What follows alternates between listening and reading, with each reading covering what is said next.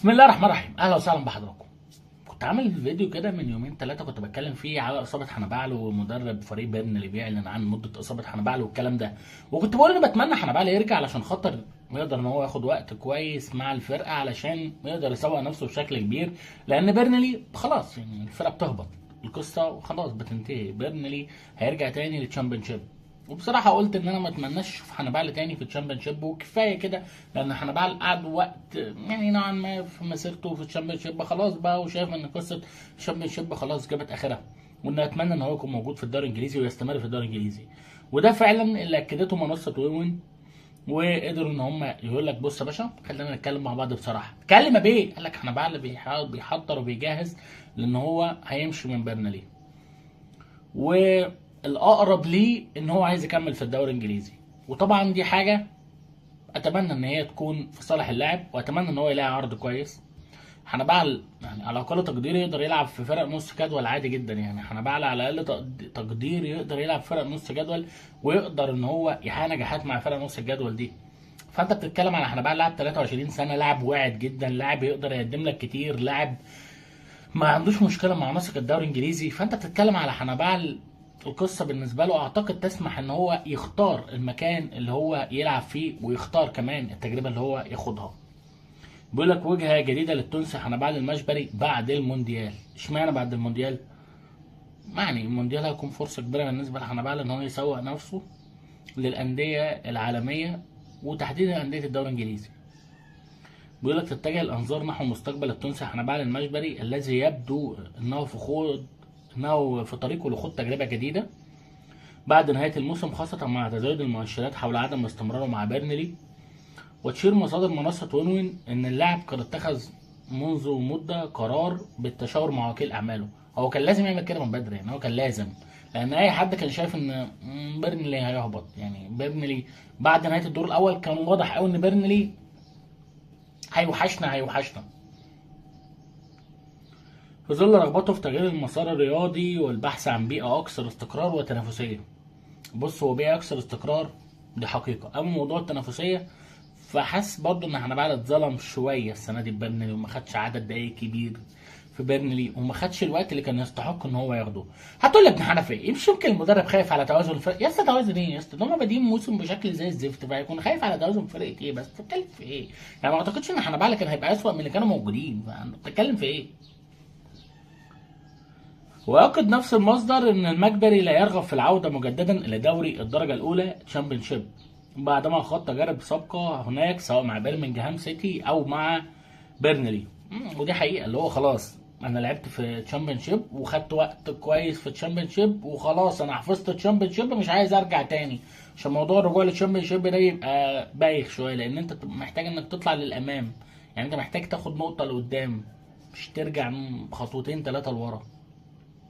كما تضيف المصادر ان اللاعب البالغ من العمر 23 عام يرى ان هذه المرحله تمثل فرصه حاسمه لاعاده توجيه مسيرته، حيث يخطط لاستغلال نهايه الموسم والمشاركه المرتقبه مع منتخب تونس في كاس العالم على افضل وجه، من اجل الانتقال الى فريق يليق بامكانياته الفنيه ويمنحه دور اكبر داخل الملعب.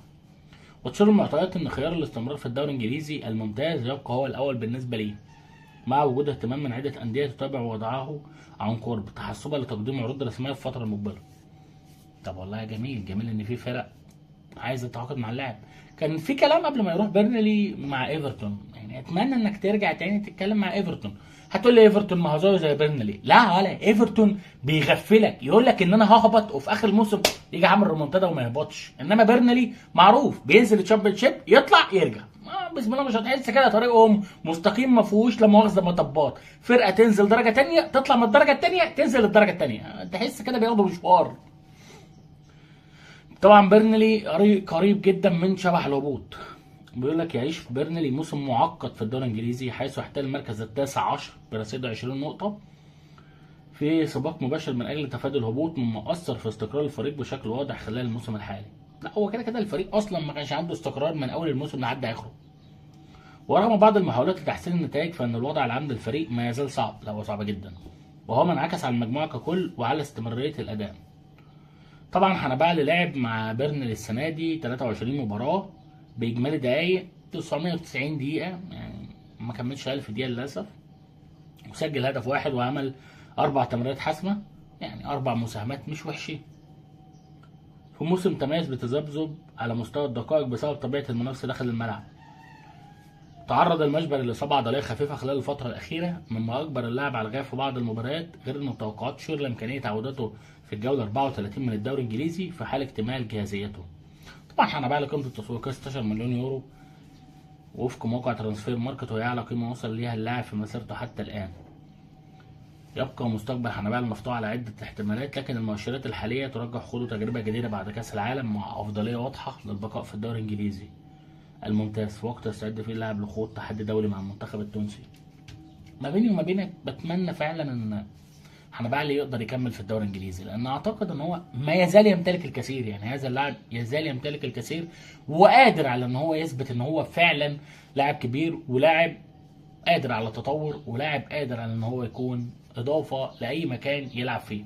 بالنسبه لي حنبال اتكلمت كتير في قصه حنبال، يمكن بقالي سنتين وشويه بتكلم على حنبال، وبقالي سنتين وشويه بتكلم على تطور اللاعب، بس كان دايما عندي مشكله كبيره في قصه حنبال، وهي قصه ان كنت دايما بحس ان هو متسرع، وكنت دايما بحس ان هو بيتاثر باراء الجمهور، وبيتاثر بان الجمهور عايزه ينجح باسرع وقت ممكن وباكبر شكل ممكن. هو حنبال لسه صغير، يعني حنبال لسه صغير فمحتاج وقت، يعني حنبال لسه صغير ومحتاج وقت، والوقت ده للاسف الشديد حنبال ضيع منه جزء وهو في مانشستر يونايتد. يعني في مانشستر يونايتد حنبال كان يجب الخروج ابكر مما حنبال خرج، يعني حنبال كان المفروض ان هو يمشي في وقت مبكر عن رحيله اللي حصل من مانشستر يونايتد، لان حنبال بالنسبه لي استهلك تجربه مانشستر يونايتد لحد الاخر. حنبال بعض الاحيان كان لازم يمشي من مانشستر يونايتد بدري، ولكن برضه فكره انك يكون في السي في بتاعك لاعب لمانشستر يونايتد ولاعب لعبت معاهم دقايق في الدوري الانجليزي، فده بيحطك شويه على قائمه الانديه الراغبه في التعاقد معاك. يعني لاعب 23 سنه كان عنده تجارب سابقه مع انديه انجليزيه زي مانشستر يونايتد وزي بريمنجهام وبعد كده بيرنلي، ورجع يونايتد شويه، فانت بتتكلم على ان حنبال يعني الكارير بتاعه لحد دلوقتي بيأهل اللاعب ان هو يقدر يكمل في الدوري الانجليزي. لكن اتمنى ان هو ربنا يوفقه ويلاقي عرض كويس من فرقه محترمه ويكون موجود معاهم ان شاء الله باذن الله السنه الجايه. انت بقى صديقي شايف حنبال فين؟ هتقول ابن حنفي ما يمكن ياخد غطسه كده ويفكر يروح على فرنسا. لا لا لا، فرنسا ايه؟